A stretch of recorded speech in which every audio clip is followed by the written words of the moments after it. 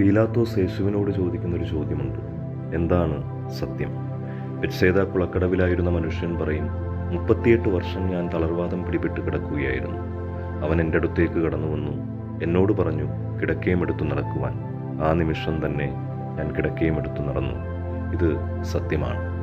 കുഷ്ഠരോഗിയായിരുന്നൊരു മനുഷ്യൻ പറയും, അവൻ എന്നെ മാറോട് ചേർത്ത് പിടിച്ചു, എൻ്റെ കാതുകളിൽ അവൻ മന്ത്രിച്ചു, എനിക്ക് മനസ്സുണ്ട്, നിനക്ക് ശുദ്ധിയുണ്ടാകട്ടെ.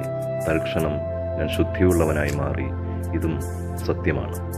വൃദ്ധയായ വിധവ പറയും, എൻ്റെ ഏകമകൻ മരണപ്പെട്ടതിൻ്റെ വ്യഥയിലായിരുന്നു ഞാൻ. അവൻ എൻ്റെ അടുത്തേക്ക് കടന്നു വന്നു, എന്നോട് പറഞ്ഞു, കരയണ്ട. തുടർന്ന് മരവിച്ചു കിടക്കുന്ന എൻ്റെ മകൻ്റെ ശരീരത്തിൽ സ്പർശിച്ചുകൊണ്ടവൻ പറഞ്ഞു, യുവാവേ, എഴുന്നേൽക്കുക. തൽക്ഷണം അവൻ എഴുന്നേറ്റിരുന്നു.